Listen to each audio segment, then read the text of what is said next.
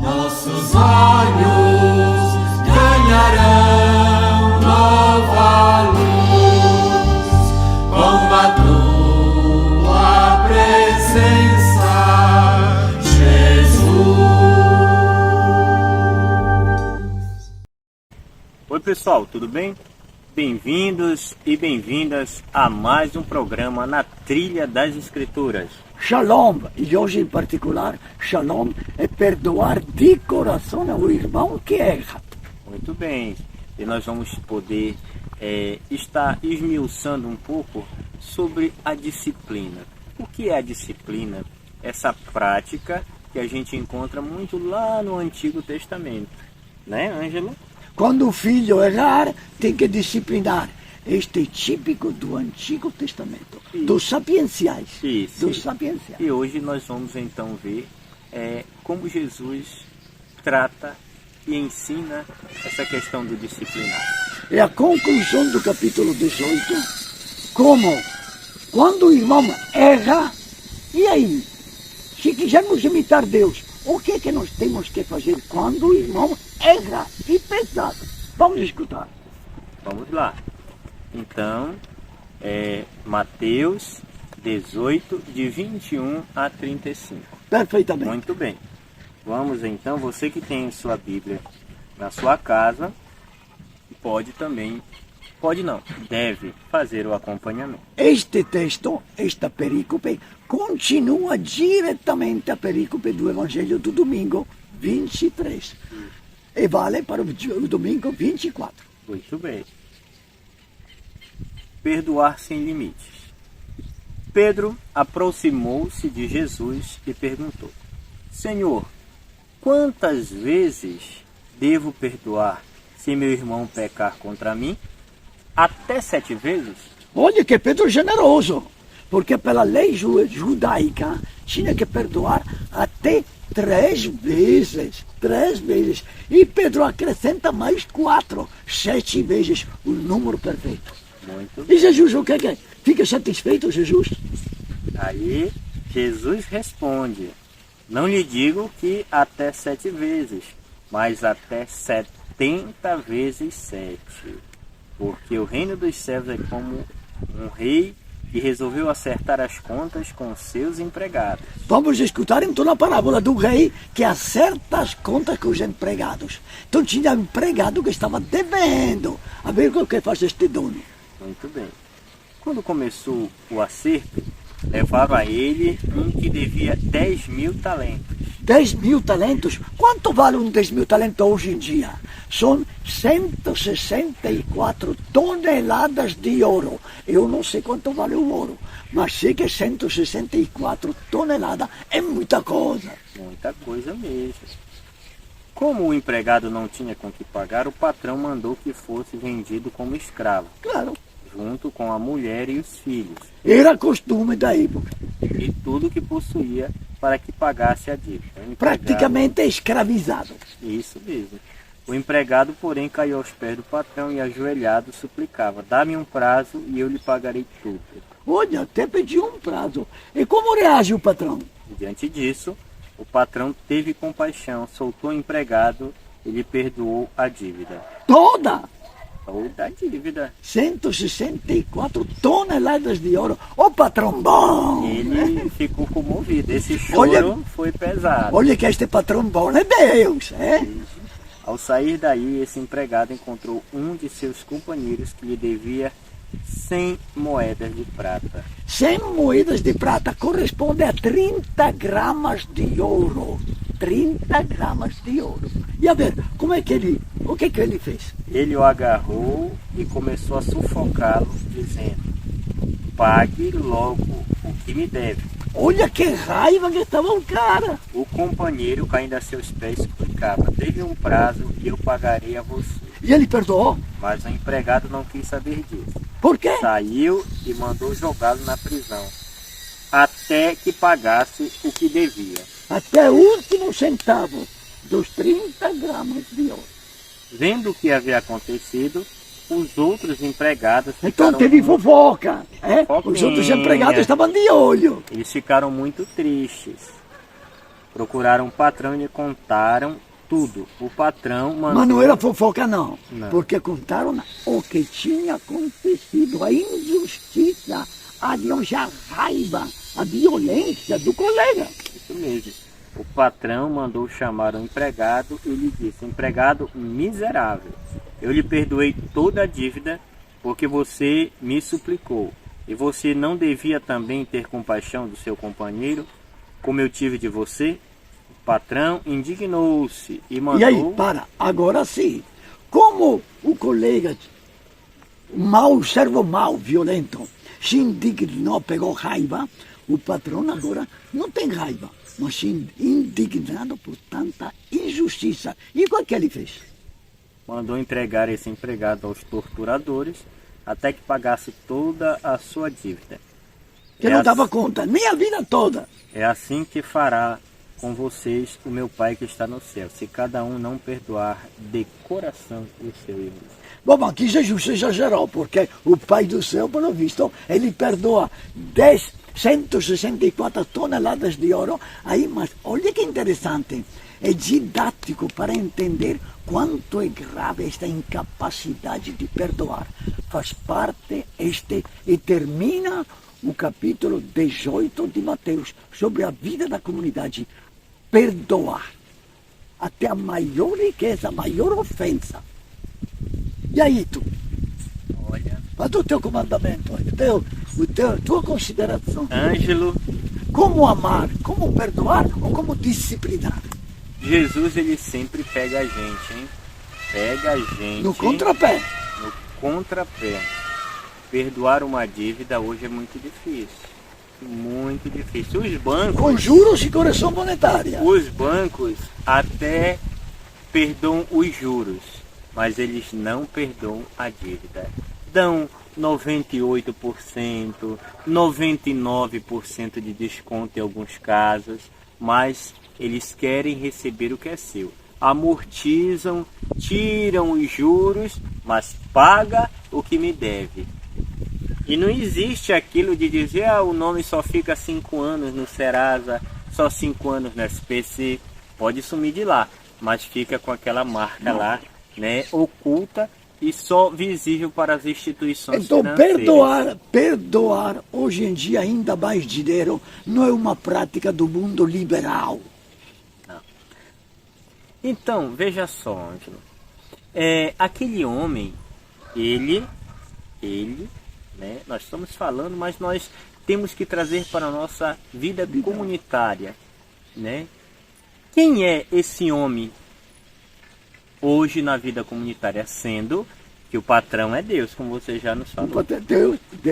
E esse irmão, na vida comunitária hoje, esse irmão que é perdoado, mas que não sabe perdoar, é aquele que... Será que a gente pode usar uma gíria hoje que diz assim, só eu venho a nós, vosso reino nada? Mais ou menos assim, alguém que só quer o perdão para si, alguém que só quer ser olhado com misericórdia, mas que não exerce essa misericórdia. Muitas vezes nós rezamos o Pai Nosso como uma oração decorada. E não acompanhamos o peso. Perdoai nossas ofensas como nós perdoamos aos nossos ofensores. Aliás, As dívidas. nossas dívidas. Aliás, esta frase do Pai Nosso foi mudada na ditadura militar do 64. No 64, no Brasil, os ditadores se comunicaram com o bispo e pediram ao bispo de mudar o Pai Nosso, de ofenda, de dívida, porque o Evangelho fala de dívida. Perdoai nossas dívidas, como nós perdoamos os nossos devedores. Os militares do 64 não gostaram desta, porque eles estavam devendo. E então amenizaram, transformaram a dívida num conselho moral. Perdoai nossas ofensas, como nós perdoamos a quem nos tem ofendido. Olha bem, a ditadura militar chegou a convidar os bispos do Brasil a trocar o significado do Pai Nosso. Olha, isso é novo para mim. Não, não, É novo, eu achei interessante, viu? Eu achei interessante. porque tu vês, o contexto é dívida mesmo. É dívida. Não é ofensa moral, E na psicológica. comunidade, Ângelo, quem é esse que não perdoa, mas quer ser perdoado? Tu me colocas em dívida, melhor calar a boca. Galera? Mas eu falo um pouco. Fala. Posso falar um pouco? Fala. E eu falo um pouco também citando um pequeno trecho do Evangelho que Pois. diz que como a gente medir, nós seremos medidos. Já conheço este trecho. Conhece o trecho, né? É muito interessante. É em Mateus. Em Mateus. Então, nosso Senhor também diz que, né, amai-vos uns aos outros como eu vos tenho amado. E ele diz que a gente deve fazer para o irmão o que a gente gostaria de que fizessem conosco. Ele está, de várias formas, dando sinal de como a igreja tem que ser. A igreja comunidade, né? Cristã, a igreja que representa Jesus. Como é o direcionamento? Gilberto, encontrei Muito Mateus 7, no primeiro discurso de Jesus, quando fala dos princípios morais, da ética cristã. Primeiro versículo, não julgueis e você não será julgados. Todo mundo sabe isso, mas nós cristãos esquecemos a segunda parte do versículo primeiro. Ou melhor, versículo 2. De fato, vocês serão julgados com um julgamento com que vocês julgarem a seu irmão, da mesma medida com que vocês medirem. Tudo bem. Então é texto do Evangelho, 7, 1, 2. Muito bem. Então, veja só. A gente, né, quer usar as nossas medidas. Mas e a medida dos outros quando é usada conosco? Ah, não, aí não. Aí nos ofende, nós somos os coitadinhos. Fica de mal. Fica de mal, nós somos os coitadinhos da história. Mas nós temos que fazer uma parada e refletir como eu estou tratando meu irmão. E nós achamos que o outro é violento, que o outro não é cristão, que o outro não sabe perdoar. Isso mesmo. Então a vida comunitária, nosso Senhor deu todas as orientações para a gente ter uma vida comunitária.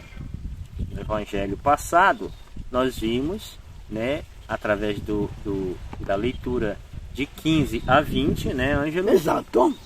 Como chamar o irmão para corrigir, orientá-lo e quais orientações que deveria ser. Não esqueça a parábola anterior a este 15 e 20, que é a parábola em Mateus, como em Lucas, a parábola da ovelha perdida. O que faz o pastor?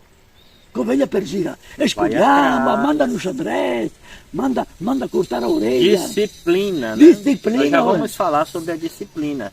Então, só concluindo aqui essa Reflexão. minha reflexão, essa minha fala, eu quero dizer que Jesus não diz assim: olha, vai lá, vê o erro do teu irmão e sai pela comunidade espalhando, jogando um contra o outro, falando o erro do teu irmão. Não, vai à parte. À parte. Pessoalmente. A sós. E depois, né? E depois, ele também diz que precisa ter testemunhas.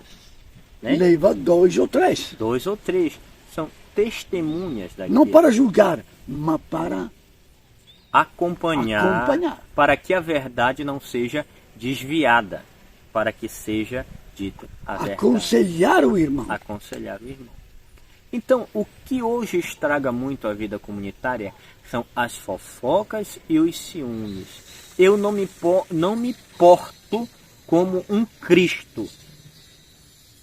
Eu me porto como aquele que não sabe perdoar a Deus, aquele que não escuta, aquele que não sabe corrigir o irmão, ou aquele que não conversa com o irmão. Talvez alguém se ache muito nessa posição de juiz quando ele se acha no direito de chamar o irmão. de corrigir o irmão. Não, ele está para aconselhar o irmão. E olha bem a metodologia que Jesus ensina. Quando o irmão da comunidade erra, não é para fofocar nem esculhambar. Primeiro, convida só. Uma conversa amiga. Segundo, não te escuta. Convida 2 ou 3. Outra conversa amiga, amigável. Não escuta, chama toda a comunidade. Não escuta a comunidade, então considere ele já um fora da comunidade. Mas não esculhamba. Aliás, dobra o joelho e reza. Quarto. Quinto, não esqueça que quando você reza ao Pai, Jesus que está no meio de nós. Então até Jesus está no meio de nós. Não esculhamba teu irmão. Sexto, tem mais. E aí, que mais? Não esqueça, olha que interessante. Não esqueça que é para perdoar, não somente uma, nem 3, nem 7, mas 70 vezes 7. E depois de perdoar 70 vezes 7, olha a parábola. A parábola é, imita Deus, que perdoou 164 toneladas de ouro. E você não sabe perdoar 30 gramas de ouro. Aí sim que Deus não vai gostar. Aí sim que então alguma coisa vai acontecer. Muito bem. Esta é uma visão de como Jesus em Mateus, nos ajuda a olhar ao irmão que peca. Nós acostumamos a elogiar o irmão bom, mas acostumamos também a massacrar o irmão que peca. Não é bíblico, não é da Bíblia, não é do Evangelho, não é de Mateus 18. Muito bem. Agora, Ângelo, eu quero que você me fale um pouco sobre essa disciplina. Nós já falamos que é uma prática muito do Antigo Testamento. Como é que a gente pode entender essa disciplina? Olha, se for uma disciplina como uma penitência pessoal, voluntária, pessoal, tudo bom. Mas quando uma comunidade impõe uma disciplina, ou quando um líder da comunidade, um padre, um pastor, ou até um pai de família impõe uma disciplina, não encontro, não tem nada disso nos textos do Evangelho. Só tem perdoar com amor. O bom pastor procura a ovelha que está na beira do barranco, arrisca a vida. Jesus dá a vida. Não tem amor maior de quem dá a vida pelo amigo, não? Pelo irmão. Depois, abraça a ovelha salva, coloca nos ombros e ainda em plena noite caminha amorosamente até a comunidade. E quando chega lá na comunidade, não expõe o erro da ovelha perdida a toda a comunidade para todo mundo esculhambar. Simplesmente reúne toda a comunidade e continua a vida da comunidade amada mais do que antes. Interessante. Eu vejo que as pessoas encaram a disciplina e praticam a disciplina naquilo que você disse que não se deve fazer, afastar, desassociar a pessoa. Você, a partir de agora, está desassociado, não está mais conosco. É destruição da comunidade. Como é que um pastor, hoje em dia, um líder comunitário, pode desassociar o pecador, suponhamos o pecador, dos outros, como se os outros fossem santos o tempo todo? Todos somos pecadores. Então, este amor de compreensão e de acolhida. Muito bem. Agora, Ângelo, vamos falar sobre o capítulo 18. Fazer um apanhado geral. Você pode fazer para nós esse apanhado? Posso? Me dá 3 minutos. Vamos ver. Até 5.